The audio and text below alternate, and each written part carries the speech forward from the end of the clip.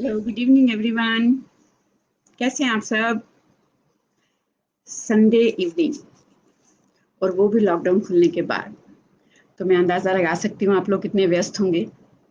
फिर भी शुक्रिया अगर आप मेरे साथ इस वक्त यहाँ जुड़ने के लिए तैयार हैं। जीवन का मौसम, कभी खुशी कभी गम, और रिश्तों का आलम, कभी खिलखिलाएं तो कभी आंखें नम। हर पल रिश्ते में जीना हर इंसान की फितरत है, और फितरत ही नहीं, असल में तो ज़रूरत है। Relationship, any kind of relationship, they matter at core in our life। और हम ये बहुत बार एक्सपीरियंस करते हैं, हमने ये देखा भी होगा, सुना भी होगा, पढ़ा भी होगा कि जितने भी लोग financially, spiritually, emotionally, mentally, morally successful या हैप्पीली सक्सेसफुल हैं, वो ज़्यादातर वही लोग हैं जिनकी ज़िंदगी में बहुत ही खुशनुमा और मीनिंगफुल रिलेशनशिप है। लेकिन power of physics, magic of maths, techniques of technology, super success of science, practical word of economics, इन सब के बीच में हमारी जो डेवलपिंग नेशंस की रेस है, उसमें हैप्पी, मीनिंगफुल, सक्सेसफुल रिलेशनशिप लेना, देना, रखना, मेंटेन करना कहाँ सिखाया जाता है? आई मीन टू से इमोशनल मैनेजमेंट। अगर किसी सब्जेक्ट का ये हिस्सा रहा भी है तो बहुत कम, जबकि this is soul of life. Every relation in our life is soul of life. हर पल रिश्तों में जीना, उन्हें महसूस करना, उन्हीं के इन्फ्लुएंस में आके अपना हर रोल निभाना। आप और मैं सब जानते हैं कि हर ह्यूमन बीइंग हर वक्त अपने आप को किसी ना किसी रिश्ते में डिफाइन करता है। As a mother, as a father, as a daughter, as a son, son in law, employ, boss, honor, director. So we are related to something somewhere in every meaningful moment. कौन नहीं चाहता कि उसकी जिंदगी में meaningful relationship हो, और कौन है ऐसा जो हैप्पी मीनिंगफुल रिलेशनशिप होते हुए भी कई बार बहुत अकेला महसूस करता है। लगता है आपको ऐसा कि हाँ, ऐसा हमारी जिंदगी में होता है कि हमारी लाइफ में मीनिंगफुल रिलेशनशिप हैं, but still we feel alone sometimes. कई बार मैं सोचती हूँ at the end of the journey what matters a lot? Money, power, wealth, luxuries, possessions? No. हम सब जानते हैं, बहुत सारी रिसर्चेस भी हुई हैं, बहुत सारे लोगों ने, स्पिरिचुअल लोगों ने, सक्सेसफुल लोगों ने ये लिखा है, ये बोला है, ये बताया है कि at the end of the journey it doesn't matter what possessions, materialistic things we are having, जिनके पीछे ज्यादातर ताउम्र हम दौड़ते रहते हैं, और खासकर उन रिश्तों को भी दरकिनार कर देते हैं who are actually meaningful in our life। बहुत सारे मशहूर साइकेट्रिस्ट और साइकोलॉजिस्ट ने डेथ और डाइंग पे रिसर्च की है। From the very beginning of our life when we are born till we say goodbye to this life, at the end of the journey what matters? How I loved enough, what legacy of memories will I leave, with whom I live, have I made a difference, how will people remember me when I will leave this place? Actually यही matter करता है। और Steve jobs ने बड़ी खूबसूरत बात लिखी है, the ultimate lesson is learning how to love and how to be loved. One of the most expensive things on this planet is hospital bed. Steve Jobs said when he was saying goodbye to his life in last moments. हमारी ही नहीं, मेरी और आपकी नहीं, कोई भी इंसान है, कोई भी लिविंग थिंग है, तो उसकी साइकोलॉजिकली 3 कोर नीड्स होती हैं। 3 साइकोलॉजिकल नीड्स: देखा जाना, सुना जाना और समझा जाना। यानी कि नीड टू बी सीन, कि मैं हूं, सारों के आसपास होते हुए भी, सारे सबके माहौल में होते हुए भी, क्या मैं विजिबल हूं? क्या मैं सिग्निफिकेंट हूं? घर में, ऑफिस में, सोसाइटी में मेरा क्या रोल है? What contribution I am doing to life? So many people ask me this question when they are disturbed from relationship. कि मुझे लगता है कि मैं सबके बीच होते हुए भी हूँ नहीं. Especially this is the plea of women in our society. Indian mindset में ही नहीं, ग्लोबल माइंडसेट पे कई बार ऐसा होता है कि जो फीमेल स्पीशीज हैं उन्हें बहुत बार ऐसा लगता है कि हमारी ज़रूरत कब होती है? खाने बना दो, ये दे दो, वो दे दो, लेकिन अदरवाइज हम घर में होते हुए भी किसी को दिखाई नहीं देते. And this is the most painful feeling of any human being, living being. दूसरी नीड है need to be heard. Fundamental need है टू बी लिसन टू. कोई हमें सुने, हम किसी से अपने दिल की बात कह सकें, हम किसी से अपना सुख या दुख शेयर कर सकें. कोई हो जो हमारा पक्ष तो सुने, हम पर क्या बीत रही है, हम कैसा महसूस कर रहे हैं. आप अपने घर में देखते होंगे एक छोटा सा बच्चा, जिस वक्त वो अटेंशन चाहता है वो हर तरह के टेंट्रम्स करता है. ये हमने बात पहले भी डिस्कस की थी कि जब तक उसे सुना ना जाए, उसे अटेंशन ना दी जाए, तब तक वो अपने हाव भाव, अपनी शरारतें या अपना शोरगुल या अपना गुस्सा, अपना रोना चिल्लाना छोड़ता नहीं है. और सिर्फ ह्यूमन बीइंग नहीं, आप पेट्स रख लीजिए, आजकल तो हम ये बहुत एक्सपीरियंस कर रहे हैं. So need to be seen and need to be listen. अगर ये है तो उसके बाद बहुत ज़रूरी है नीड टू बी वैल्यूड. एक इंसान जो हमारे बीच है, एग्जिस्ट करता है, वो अपने मन की कोई बात कहना चाहता है, और अगर कह रहा है तो उसका ओपिनियन, उसका जजमेंट, उसकी बात क्या वैल्यू करती है? क्या हम उसे वैल्यू देते हैं? क्या वो वर्थ वाइल है? उसे ये महसूस कराना बहुत ज़रूरी है. और हम सब अपने रिश्तों में ये 3 चीज़ें ज़रूर चाहते हैं कि कोई मुझे देखे, मेरी प्रेजेंस को महसूस करे, मुझे सुने, मेरे ओपिनियन को, मेरी बात को, मेरी भावनाओं को कुछ वैल्यू दे, इंपॉर्टेंस दे. इंपॉर्टेंट क्या है कि सबसे ज़्यादा इंपॉर्टेंट हमें लगता है कि ये मेरे लिए ही खास है, ये मेरे लिए ही ज़रूरी है. लेकिन हम देखेंगे आज सिक्के का दूसरा पहलू भी साथ के साथ, कि जो लोग हमारे आसपास हैं, जो हमारे साथ रिश्ते में हैं, these needs are same for all other people around us. और यही मजा है रिलेशनशिप का, to be understood as well as to understand. नहीं तो हमारी जो एक्सपेक्टेशंस होती हैं दूसरों से, जो हमारी उम्मीदें होती हैं, दे आर नॉट मेट. जो हम रिश्तों से उम्मीद रखते हैं जब वो पूरी नहीं होती तो फिर क्या होता है? फिर होता है दर्द, फिर आते हैं आंसू, और फिर फीलिंग्स आती हैं हर्ट वाली. Very familiar word, hurt. Hurt क्या है एक्चुअली? आप कहेंगे कि मैम ने तो बोला था साइकोलॉजिकल स्ट्रेटजीज डिस्कस करेंगे to manage emotional intelligence, to relationship intelligence. Yes, हम करेंगे, लेकिन पहले उसका कोर नीड या कोर जो स्ट्रक्चर है वो समझना बहुत ज़रूरी है कि रिश्तों में परेशानी होती कब है. हम किसी को समझने की ज़रूरत कब समझते हैं? जब वो ज़रूरत पूरी नहीं हो रही. जब सब कुछ मिल रहा है, जब सब कुछ ठीक है, जब हम खुश हैं, तब तो हमें कोई प्रॉब्लम नहीं है. तब हम किसी चीज़ की रिसर्च, किसी चीज़ के बारे में नॉलेज, किसी चीज़ के बारे में जो फैक्ट हैं या कुछ कारण है वो जानने की कोशिश ही नहीं करते. करते तभी हैं जब हमारी वो एक्सपेक्टेशंस पूरी नहीं होती. और जब पूरी नहीं होती तो हमारे अंदर जो भी फीलिंग्स आती हैं, पेनफुल, नेगेटिव, हर्ट वाली फीलिंग्स, वो एक्यूमुलेट होने लगती हैं. एक्यूमुलेट होती हैं, हम उसे कैरी करते रहते हैं अपने साथ, तब वो कहीं ना कहीं अनरिजॉल्व्ड कन्फ्लिक्ट बन जाते हैं. अगर साथ के साथ उनको शेयर ना किया जाए, उनका सॉल्यूशंस ना ढूंढा जाए, और फिर हम कर देते हैं quit. Either relationship, communication, jobs और एनीथिंग एल्स. जिसमें भी हमें ये दिक्कत आ रही है वो चीज़ हम क्विट करते हैं जब हमारी हर्ट फीलिंग्स एक्यूमुलेट होती रहती हैं।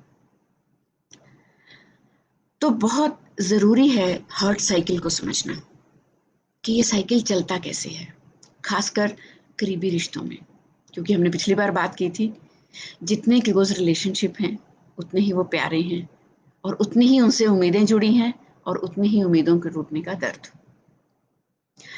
जब जब हमारी किसी भी रिश्ते में कोई एक्सपेक्टेशंस, उम्मीदें पूरी नहीं होती तो हम ट्रिगर्ड हो जाते हैं। वो सीधा ट्रिगर हमारे सिम्टम्स जनरेट करता है बॉडी में, माइंड में, ब्रेन में, इमोशंस में। और वो इमोशंस हमारे जो आते हैं वो कभी आते हैं आंसू बनकर, कभी गुस्सा बनकर, frustration, violence, complaints, back bitching, gossiping. So किसी भी तरीके से हम अपनी इमोशंस को आउटबर्स्ट करने का रास्ता ढूंढते हैं। इमोशंस के आउटबर्स्ट का रास्ता हम निकालने की कोशिश करते हैं according to our personality, according to our nature, according to our feelings. और वो इमोशंस जब डेवलप होती हैं तो हम जजमेंट्स बनाने लगते हैं, लेबलिंग करने लगते हैं रिश्तों को, about the person, about the reaction, about the relation, about the expectations. हर चीज के बारे में हम सेंस डेवलप करते हैं अपनी, in the shape of judgments, in the shape of labeling, according to our upcoming emotion जो ट्रिगर होके डेवलप हुआ। और फिर उस जजमेंट, उस लेबलिंग, उस इमोशन को लेके हम रिएक्ट करते हैं without checking the reason behind the trigger. और फिर क्या होता है? डैमेज होते हैं रिलेशनशिप। कोई लोग चुप रह के डैमेज करते हैं, कोई लोग वायलेंट होके, एग्रेसिव होके इसको ब्रेक करते हैं, डैमेज करते हैं। Because any kind of reaction, चाहे वो कंप्लीट साइलेंस है, making the wall, building the wall, चाहे वो ओवर रिएक्शन है in the shape of aggression, abuse, physical abuse, verbal abuse, emotional abuse, दोनों ही हमारे रिलेशनशिप की कम्युनिकेशन को ब्रेक डाउन करते हैं। तो ये हर्ट साइकिल कहाँ से शुरू हुआ? नीड्स और एक्सपेक्टेशंस पूरी नहीं हुई और हमारे उसके रिएक्शन तक, depending upon our emotions, judgments, labelling and then emotions. और फिर जो हमारा रिएक्शन उस दूसरे ऑपोजिट साइड के पर्सन पे गया, उसको हमसे ये उम्मीद नहीं थी, इस रिएक्शन की उम्मीद नहीं थी शायद। और फिर उधर साइकिल शुरू हुआ, एक्सपेक्टेशंस पूरी ना होने का, अनएक्सपेक्टेड रिएक्शन का, और उससे उपजी हुई हर्ट का, हर्ट से उपजे हुए इमोशन का, इमोशन से उपजे हुए जजमेंट का, लेबलिंग का, और फिर रिएक्शन का। तो दोनों तरफ अपना अपना साइकिल चल रहा है और अपने अपने साइकिल को जस्टिफाई करने के लिए, सही साबित करने के लिए हम क्या करते हैं? तब शुरू होती है गेम। अच्छे से आप समझ गए होंगे, blame game, out of ego, मैं सही हूं, तुम गलत हो। तो साइकोलॉजिकली हम आज 5 ईगो गेम्स जो हैं वो डिस्कस करेंगे। साइकोलॉजिकली प्रूवन, हर human being in any relationship when expectations are not met and then communication breaks due to silence और ड्यू टू सम वायलेंस। तो हर एक के पास रीजंस होते हैं और आपको पता है जब भी हम गेम खेलते हैं कभी अकेले नहीं खेल सकते, वी नीड सम को प्लेयर। तो दोनों पार्टीज अपनी अपनी गेम्स खेलती हैं। Game number 1, dominate. ये बहुत ही पावरफुल और कंट्रोलिंग गेम है। जब भी किसी एक पर्सन की नीड, एक्सपेक्टेशंस मेट नहीं होती और वो हर्ट फील करता है, थ्रेटन फील करता है, तब वो कंट्रोल करने की कोशिश करता है। According to personality type, he or she tends to control, to make other person feel guilty, use accusing tone, जैसे कि आप कह सकते हैं hitting below the belt, criticise करना, सार्केस्टिक बिहेवियर करना, ये इन पर्सनैलिटी ट्रेट्स की एक नेचर होती है। They try to defend themselves by dominating. और जब एक डोमिनेटिंग हो तो दूसरी पार्टी क्या करेगी? Second ego game, refuse to be dominated. उसने डोमिनेशन स्वीकार नहीं की। अगर आप एक गेम प्ले करते हैं तो वो दूसरा दूसरी गेम प्ले करेगा, ऑब्वियस है। तो जब हम किसी की डोमिनेशन स्वीकार नहीं करते तब भी हमारे दो रिएक्शन हो सकते हैं। Either we are silence, emotionally cold, physically, mentally, emotionally withdrawn, avoid communication, या फिर जिसको हम स्टोन वॉलिंग बोलते हैं बेसिकली, कि एक दीवार ही बना लेनी है कि अगर आप डोमिनेट करने की कोशिश करोगे, एक्यूज करने की कोशिश करोगे, क्रिटिसाइज करने की कोशिश करोगे, sorry, I am shut, I am not available. Otherwise अगर ये पर्सनैलिटी टाइप नहीं है तो थर्ड गेम स्टार्ट होती है, to prove I am right. I am right मतलब this is a focus only to prove other person wrong in spite of factual situations or reasons behind the trigger. Logical है या नहीं है, but logically कोशिश है prove करने की कि आई am right. Impose ideas, stop listening, rigid हो जाना, स्टबन हो जाना, इनफ्लेक्सिबल होना, और दूसरे पर्सन की जो फीलिंग्स हैं उसके साथ टच लूज कर देना, उनको महसूस ही नहीं कर पाना, just being in one target to prove myself right. And the other person, वो क्या करेंगे रिएक्शन में? They will play their own game. You are wrong. Game number 4. तो हमने पहली कौन सी गेम्स देखी? Dominate, refuse to be dominated, then I am right, and now you are wrong. Simply refuse to be open to ideas. कि मुझे कुछ नहीं सुनना, तुम गलत हो तो गलत हो। Dismissive, totally dismissive behavior. Physical expression ऐसे देना, बॉडी लैंग्वेज ऐसा शो करना, फेशियल एक्सप्रेशन ऐसा देना, I don't care, it is proved you are wrong. And very harmful, very peculiar, very typical game which most of the people play, fifth game, that is wear a mask. बहुत मुश्किल है मेरी जैसी personality के लिए ये pretend करना कि कुछ फर्क ही नहीं पड़ता, इट डजेंट मैटर। आपने डोमिनेट किया, आपने मुझे रॉन्ग प्रूव किया, एक्यूज किया, क्रिटिसाइज किया, even I am right, I have genuine feelings, I have genuine triggers, तब भी ये प्रिटेंड करना कि मुझे कुछ फर्क नहीं पड़ता, I am happy, I am okay, our relationship is very good, it's very positive, don't show the hurt, and then accumulating that hurt and hurt only, and our total being is hurt only, totally negative, totally poisonous, totally hurt, totally demoralized all the time, emotionally weak personality. हम में से सब लोगों की ये अलग अलग tendencies होती हैं। इन चारों ईगो गेम्स में से हम किसी वक्त कोई भी खेलते हैं, और कॉम्बिनेशन ऑफ 2 भी हो सकते हैं, 3 भी हो सकते हैं, कॉम्बिनेशन ऑफ मैनी भी हो सकते हैं। So now we have to evaluate our personality type and the personality of other person with whom we are facing any relationship problem.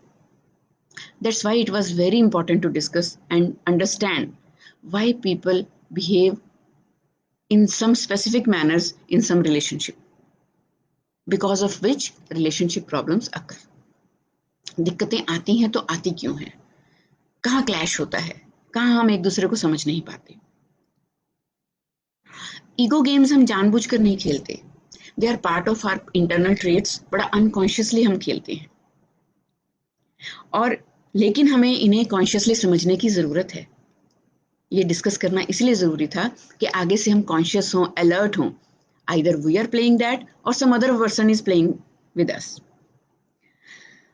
लेकिन किसी भी ईगो गेम को पर्सनली नहीं लेना चाहिए, क्योंकि अगर वो हम खेल रहे हैं तो भी this is not a personal failure, just we need to be conscious. या कोई और खेल रहा है तो इसका मतलब ये नहीं है कि they are bad people, no, it's part of their personality, it's part of their mindset, perspective that can be changed with changed behavior, with proper therapies, or with proper communication in good relation. तो आज solutions पे बात करें तो 3 psychological strategies हैं very powerful, जो in relationship games को, in relationship hertz को, इन रिलेशनशिप के हर्ट साइकिल को मैनेज करने में हमें हेल्प करती हैं। कई बार कई लोग मुझसे पूछते हैं कि I have given too much to this relation but I have not received anything in return.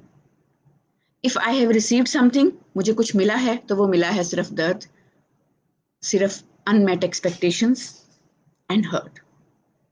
तो मैं कब तक इसमें रहूं, मैं इस रिश्ते में रहूं या नहीं रहूं? जैसा पहले मैंने बोला था, जितना क्लोज रिलेशन उतना ही प्यारा, उतनी ही एक्सपेक्टेशंस और उतना ही दर्द। तो ये टोटल हमारी कॉल है कि वो रिलेशनशिप हमारे लिए कितना इम्पोर्टेंट है, कितना प्रीशियस है, छोड़ने लायक है या नहीं है। कहीं कहीं उससे जुड़ी हुई ज़रूरतें भी मैटर करती हैं, लेकिन सबसे ज़्यादा ज़रूरी है हमारे अंदर की कॉल। हम कैसा महसूस करते हैं उस रिश्ते के अंदर, दर्द के साथ रह सकते हैं, उस दर्द को मैनेज कर सकते हैं, या फिर हम सोल्यूशन ओरिएंटेड अप्रोच पे सोच सकते हैं with a good communication level between 2 people. तो डेफिनेटली फिर ये स्ट्रेटेजीज पे हमें काम करना है। Number 1, overcome the addiction of being right. अब आप कहेंगे कि ये क्या हुआ? Yes, transformation is only possible if any one person out of 2 is ready to leave this addiction of being right. ये साबित करना कि हर बार मैं ही सही हूं, ये एक बहुत बड़ी एडिक्शन है, just like any other drug addiction. Relationship पे बहुत सारे साइकोलॉजिस्ट ने रिसर्च की है और इतने सारे एक्सपेरिमेंटेशन हुए हैं इस बात पे।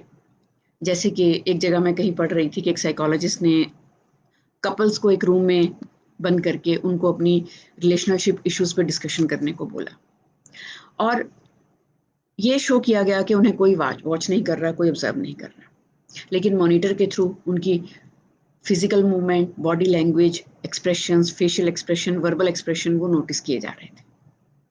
और कन्फ्लिक्ट मैनेजमेंट में जितना ज्यादा रोल ये रहा कि मैं ही सही हूँ, that was the most used weapon in any fight, in any conflict, कि मैं ही सही हूँ।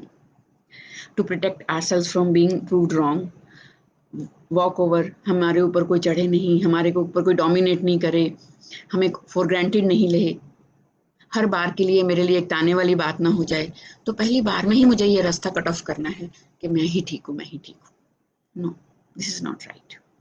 हमें कम से कम if we want to improve relationship, हमें इस एडिक्शन से बाहर आना ही पड़ेगा। बिकॉज ये जो एडिक्शन है ये हमारी बॉडी में अलग अलग तरह के हार्मोन्स जो है वो क्रिएट करती है, प्रोड्यूस करती है। जब भी हम किसी कन्फ्लिक्ट में खुद को सही साबित करने की जिद्दोजहद में जुटे होते हैं, तो तब हमारे अंदर एक तो रिलीज होता है एड्रेनलिन। एड्रेनलिन जो एक हार्मोन है, इट इज ए डोमिनेटिंग और एग्रेसिव फीलिंग जो जनरेट करता है, ओवर पावर करने की कोशिश, दूसरे के ऊपर हावी होने की कोशिश, फीलिंग लार्जर देन लाइफ। तो ये टेम्परेरी खुशी देता है हमें कि यस, मैंने उसे जीत लिया, मैंने उसे हरा दिया, मेरी जीत हुई, मैं सही साबित हुआ या हुई। एक हार्मोन होता है हमारा हैप्पी हार्मोन, जिसको हम कह देते हैं डोपामाइन। डोपामाइन जो है वो विनिंग हार्मोन है बेसिकली, जो हमें जीतने की खुशी देता है। ये भी थोड़ी देर के लिए ही होता है, टेम्परेरी सा हार्मोन है, थोड़ी देर के लिए हमें एक्साइटमेंट, खुशी, डोमिनेशन शो होता है। बिल्कुल उसी ड्रग की तरह जिसका नशा उतरते ही हम ड्रेन्ड फील करते हैं, हम गिल्टी फील करते हैं, क्योंकि अंदर से हमें पता होता है कि हमने क्या गेम प्लान किया है, कौन सी ईगो गेम हमने खेल के अपने आप को सही साबित किया है। और अगर हम इस एडिक्शन को ना यूज करते हुए जेन्युइनली ट्रिगर पे ध्यान देते हैं, जेन्युइनली अपने रोल पे ध्यान देते हैं, कहाँ मैं नेगेटिव रहा, कहाँ दूसरी पार्टी नेगेटिव रही, एक प्रॉपर तरीके से कम्युनिकेट करते हैं, रेजोल्यूशंस पे बात करते हैं, इसको रिजॉल्व करने की कोशिश करते हैं जेन्युइनली, तो एक मैजिक हार्मोन प्रोड्यूस होता है हमारे अंदर, ऑक्सीटोसिन। ये एक लव हार्मोन है, जो जब हम एक छोटे बच्चे को माँ गोदी में लेती है तब ऑटोमेटिकली अंदर से प्रोड्यूस होता है। हम किसी पेट के साथ हग करते हैं, हम किसी को भी हग करते हैं बड़ा अफेक्शनेटली, तब वो फीलिंग जो अंदर आती है वो इस हार्मोन की वजह से आती है। जब हम इंटरनली जेन्युइनली फील करते हैं कि we are contented, we are at peace, we are happy, genuinely happy, trick के साथ नहीं, बाय हुक और क्रुक हमने वो खुशी जो है वो हासिल नहीं की है। तो हमें ये डिसाइड करना है कि हमें इन हार्मोन्स में से कौन सा हार्मोन लेना है, बिकॉज जो लव हार्मोन है, जो मैजिक हार्मोन है, वो लॉन्ग लास्टिंग है, वो हमें अंदर से एक अच्छी फीलिंग देता है, परमानेंट फीलिंग, हमेशा के लिए। वो बाद में कंफ्लिक्ट, पेन या मिसअंडरस्टैंडिंग क्रिएट नहीं करता। तो आप अपने आप से 3 सवाल पूछेंगे आज। Would you rather be happy to be right और टू बी हैप्पी? कैसे खुश होंगे आप, खुश होके या सही होके? दूसरा question, is it worth it कि जो भी मैंने ईगो गेम प्ले की, उस टेम्परेरी खुशी के लिए, उस टेम्परेरी जीत के लिए, किसी के ऊपर वॉक ओवर के लिए, उसके बाद के जो कॉन्सिक्वेंसेस, जो रिजल्ट्स, जो फीलिंग मेरे अंदर आई, जैसा मैंने महसूस किया, ऑनेस्टली क्या वो वर्थ है? और तीसरा सवाल बहुत जरूरी है, किसी भी फाइट में, किसी भी कन्फ्लिक्ट में, किसी भी ओपिनियन में, किसी भी बात में, किसी भी पसंद में, किसी भी नापसंद में, क्या 2 लोगों का एक सेम ओपिनियन होना जरूरी है? क्या दोनों ही लोग सही हो नहीं सकते अपनी अपनी जगह पे, अपने अपने विचार में, अपने अपने ख्याल में? तो अगर हम ये 3 क्वेश्चंस अपने आप से पूछेंगे तो जरूर ध्यान उस तरफ जाएगा कि हम कौन सी ईगो गेम प्ले करते हैं जब भी रिलेशनशिप कन्फ्लिक्ट्स आते हैं। एंड स्ट्रेटजी नंबर 2, पहली स्ट्रेटजी थी कि हमें अपने आप को सही साबित करने की एडिक्शन से बाहर आना है। Strategy number 2 is overcoming the expectation trap. Expectation trap obviously बहुत मुश्किल है तोड़ना। ये मेरे लिए भी कहना बहुत आसान है, लेकिन जिस जिस रिश्ते में मैं हूं या हम कोई होते हैं, तो हमारी उम्मीदें ऑटोमेटिकली, जेन्युइनली, नेचुरली बन जाती हैं। लेकिन वो एक्सपेक्टेशंस अगर रियलिस्टिक हैं, उसमें हम इतना स्पेस देते हैं और लेते हैं कि अगर एक्सपेक्टेशंस पूरी नहीं हुई तो ये हमारा बर्थ राइट नहीं है कि हमें किसी से नाराज या गुस्सा होना ही है। This is not my birth right to have them met or fulfilled by any means and by every time from every person in relation. जो दूसरा पर्सन है उसको भी हमसे कुछ उम्मीदें हैं। अगर हम ये चाहते हैं कि हमें हमेशा समझा जाए, तो आप दूसरे पर्सन की भी किसी वक्त लिमिटेशन समझेंगे। And this is the only crux of A happy relationship. कभी कुछ मिला, कभी नहीं मिला, बिल्कुल उसी तरह, कभी खुशी, कभी गम। और 3 मैजिक स्टेप्स हैं इसमें कि हमने ईमानदारी से ये सोचना है कि ह्यूमनली हर इंसान हर वक्त हर रिश्ते में हर उम्मीद पूरी नहीं कर सकता। It's not practically possible. कभी ना कभी किसी ना किसी से कोई ना कोई चूक होना बहुत वाजिब है, और हमें ना कहना और ना सुनना दोनों ही आने चाहिए। And the second magic step is forgive and let go. कई बार होता है कि हमारी जेन्युइन एक्सपेक्टेशंस होती हैं, हमारा हक बनता है वो एक्सपेक्टेशंस किसी से रखना, उस रिश्ते में एक हक होता है। फिर भी अगर वो पूरी नहीं कर पाए और हम इतने स्ट्रांग हैं कि हम माफ कर सकते हैं और जाने दे सकते हैं, छोड़ो कोई बात नहीं, don't carry burden with this. And number 3, build good support system. एक बार अगर कोई एक्सपेक्टेशंस पूरी नहीं हुई तो देखिए, कंप्लेन ना करके, ताना ना देके, सपोर्ट दिखा के। ये 3 मैजिक स्टेप हमारे को हेल्प करेंगे to come out of expectation trap. आज हम बात सिर्फ और सिर्फ अपनी एक्सपेक्टेशंस पूरी होने की कर रहे हैं, बट पॉइंट ऑफ व्यू हम दूसरे इंसान का भी जरूर साथ साथ देख रहे हैं। बिकॉज जितना भी ये हर्ट साइकिल है, जितनी भी ये ईगो गेम्स हैं, इसमें सिर्फ हम अकेले इन्वॉल्व नहीं हैं। The other person with whom we are in conflict, he or she is equally involved. उनके साथ भी ये सब कुछ हो रहा है, ये इमोशनल टर्बुलेंस उनके साथ भी होता है। So there might be some in some other aura. We have to give that space, we have to give that margin in any relationship. Now strategy number 3,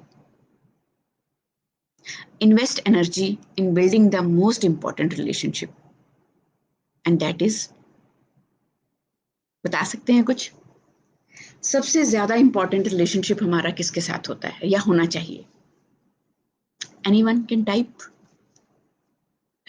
चलिए, yes, with myself, with yourself, अपने आप से। क्योंकि ये एक well proven fact है कि अगर हम अपने आप से खुश नहीं हैं, हमारा रिश्ता अपने साथ ही शांतिपूर्ण नहीं है, तो हम किसी दूसरे के साथ एक खुशनुमा और शांतिपूर्वक रिश्ता नहीं बना सकते। If we are not at peace with ourselves, if I'm not happy within, then I can't be happy with anyone.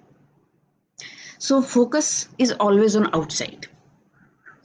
कई बार ये क्वेश्चन आता है रिलेशनशिप में कि मुझे उसे बदलना है, उसकी आदत खराब है, वो अब्यूजिव है, वो लाउड है, वो एग्रेसिव है, वो समझता ही नहीं है, वो समझती ही नहीं है, वो हमेशा कंप्लेन करती है। फोकस हमारा हमेशा दूसरे की तरफ होता है, एक्सपेक्टेशंस हमारी हमेशा दूसरे से होती हैं। अब हमने फोकस शिफ्ट करना है from outside to inside, from others to ourselves. First of all, I have to keep expectations from myself and to fulfill them.